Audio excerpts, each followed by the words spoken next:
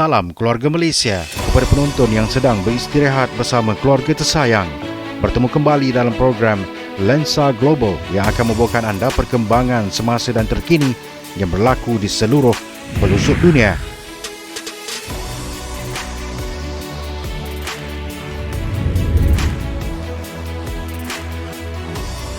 Pemimpin terakhir Soviet Mikhail Gorbachev selamat dikebumikan pada Sabtu lalu tanpa upacara penghormatan pengebumian negara selain tiada kehadiran Presiden Vladimir Putin.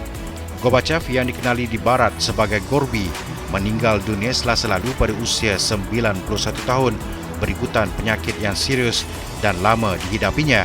Mendiang yang pernah memegang tampuk pemerintahan berkuasa antara 1985 dan 1991 dan membantu memulihkan hubungan Amerika Syarikat Kesatuan Soviet adalah pemimpin terakhir Perang Dingin yang masih hidup. Gorbachev menghabiskan tahun-tahun sisa hidupnya dengan berulang-alik ke hospital ekoran tahap kesihatannya yang semakin rapuh dan sering kuarantin diri sebagai langkah berjaga-jaga terhadap COVID-19. Gorbachev disenangi di Barat di mana beliau dirujuk dengan nama samarannya Gorby dan terkenal kerana berjaya meredakan ketegangan nuklear Amerika Syarikat pada 1980-an serta membawa Eropah Timur keluar dari tirai besi atau titik pemisah blok Soviet dan Barat. Beliau pernah memenangi hadiah Nobel Keamanan pada 1990 kerana merundingkan Pakatan Senjata Nuklear bersejarah dengan pemimpin Amerika Syarikat Ronald Reagan serta keputusannya menahan tentera Soviet apabila tembok Berlin runtuh setahun sebelumnya yang dilihat kunci dalam memelihara keamanan selepas Perang Dingin. Dalam pada itu, rakyat Rusia turut mengambil kesempatan memberikan penghormatan terakhir kepada pemimpin terakhir Soviet Mikhail Gorbachev dalam satu majlis yang diadakan tanpa upacara penghormatan pengebumian negara selain tiada kehadiran Presiden Vladimir Putin.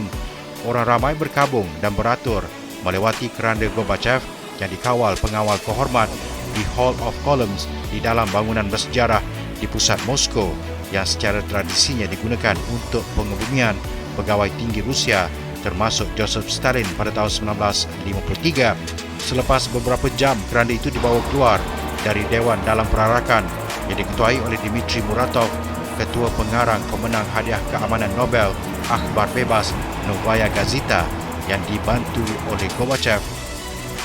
Keranda Gorbachev dibawa ke tanah perkuburan Novodevichy Moskow yang berprestij di sebelah isterinya Raisa yang meninggal dunia pada 1999 akibat kanser.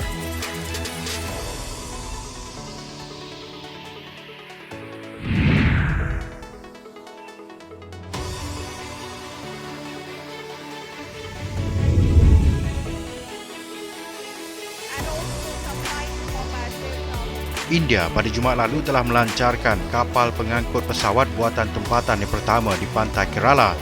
Kapal tentera laut India bernama Vikrant itu boleh memuatkan 30 jet pejuang dan helikopter. Dibina oleh Cochin Shipyard Limited, syarikat milik negara. Kapal itu telah mula beroperasi secara rasmi selepas dilancarkan Perdana Menteri India Narendra Modi dalam satu majlis.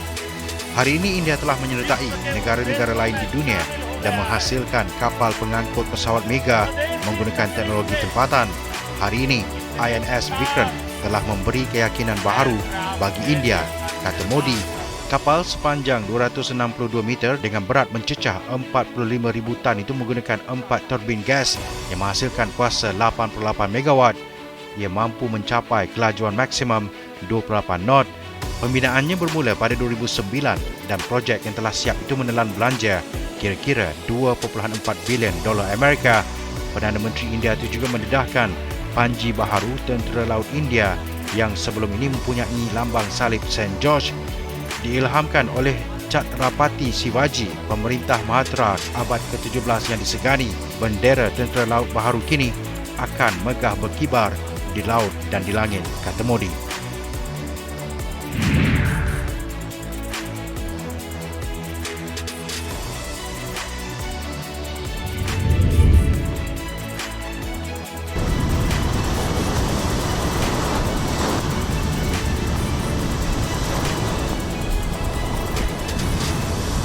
Angka korban akibat taufan Hinamnor di Korea Selatan meningkat kepada 10 mangsa Menurut pihak berkuasa, pada Rabu selepas ribut membadai pantai selatan dengan ombak besar dan hujan lebat, taufan itu yang merupakan antara terkuat melanda negara ini dalam tempoh berdekad-dekad turut menyebabkan banyak jalan raya serta bangunan mengalami kerosakan atau kemusnahan pada Isnin lalu dan Selasa.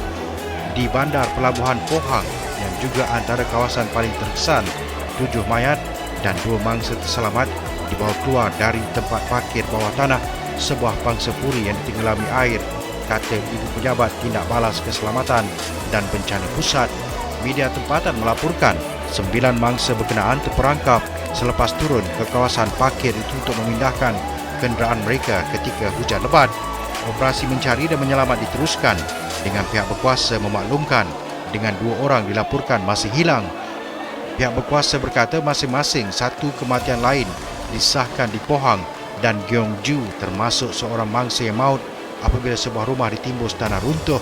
9 korban itu menyusuli kematian seorang wanita warga Emas berusia 70-an yang maut di Pohang selepas dihanyutkan arus deras banjir. Taufan Hinamnor mengakibatkan lebih 4,700 orang terpaksa meninggalkan rumah mereka selain memusnahkan kira-kira 12,000 kediaman dan bangunan. Ribut turut menyebabkan hampir 90,000 isi rumah terputus bekalan elektrik di seluruh negara, namun sebahagian besarnya telah pulih menjelang pagi, kata pihak berkuasa. Sebelum taufan itu membadai, pihak berkuasa Korea Selatan menutup lebih 600 sekolah di seluruh negara sebagai langkah berjaga-jaga, manakala syarikat penerbangan tempatan pula membatalkan kira-kira 250 penerbangan domestik.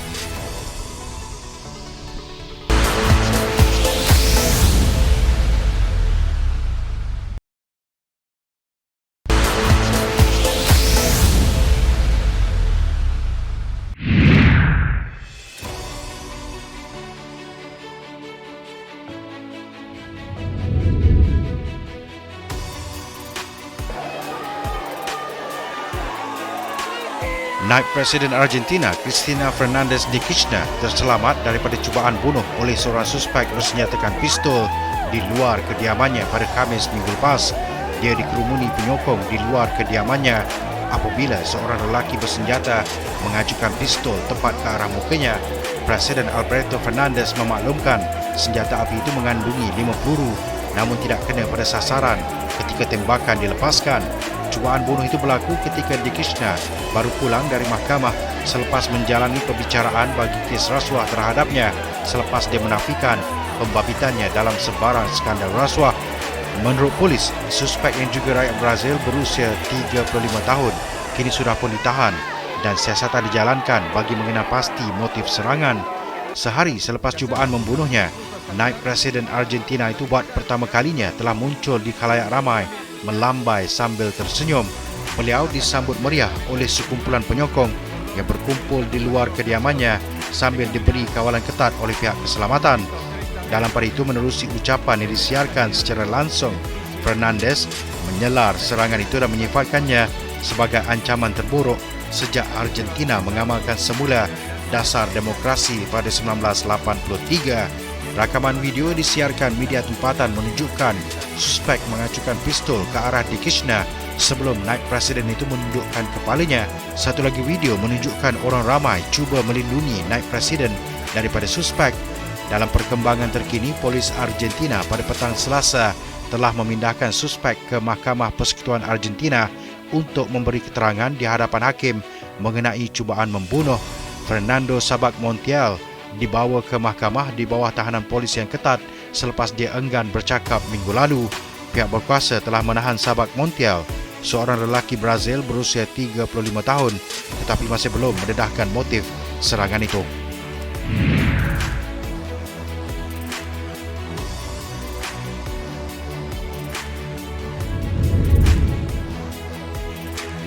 Liz Truss secara rasmi dilantik sebagai Perdana Menteri United Kingdom ke-15 selepas mengadakan pertemuan dengan Ratu Elizabeth II pada Selasa. Pertemuan yang menjadi sebahagian proses formal untuk menjadi Perdana Menteri UK itu berlangsung di Istana Balmoral, Scotland dan bukan Istana Buckingham seperti kelaziman atas isu kesihatan dihadapi Ratu Elizabeth.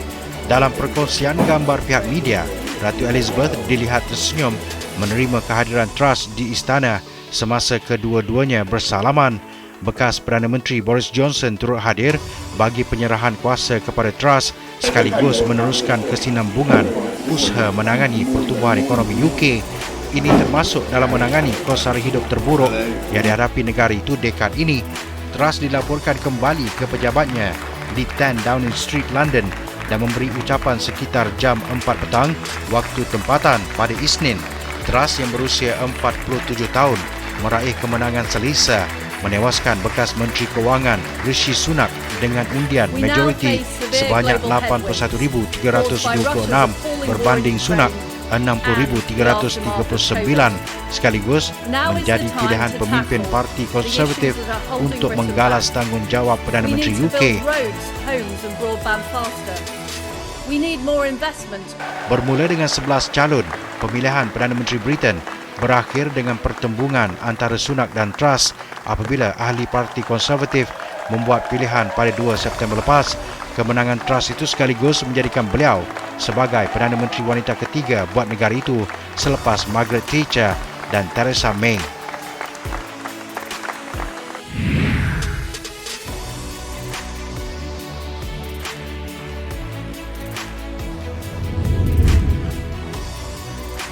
China membuka semula laluan menuju ke lokasi dilanda gempa bumi berukuran 6.8 magnitude pada Isnin lalu di wilayah Sichuan dan trafik sudah kembali pulih, lapor media negara ini pada Rabu. Namun, angka korban akibat bencana itu kini meningkat kepada 74 mangsa, manakala sejumlah 259 orang mengalami kecederaan dan 26 lagi dilaporkan masih hilang setakat malam Selasa, lapor People's Daily. Gempa bumi itu adalah yang terkuat melanda wilayah berkenaan sejak 2017 sekaligus mengakibatkan banyak bangunan musnah serta kerosakan teruk pada infrastruktur telekomunikasi, elektrik dan air. Pasukan penyelamat giat melaksanakan operasi mencari dan menyelamat termasuk membantu mangsa yang terkandas selain memulihkan utiliti dan menghantar bantuan kecemasan. Awal pagi Rabu, Pusat Rangkaian Kerja Gempa Bumi China merekodkan gempa susulan berukuran 3 magnitude pada kedalaman 12 km di pusat gempa berkenaan. Presiden China Xi Jinping menggesa usaha menyelamat digiatkan untuk meminimumkan angka korban. Menurut media tempatan, terletak di garisan sesar utama Sichuan merupakan antara lokasi di China yang paling kerap dilanda gempa bumi kuat. Untuk itu sekian saja Lensa Global pada minggu ini. Pastikan anda terus bersama dengan kami pada minggu hadapan waktu yang sama hanya di Bernama TV. Untuk sebarang komen dan cadangan, anda emailkan ke alamat yang tertera di skrin TV anda.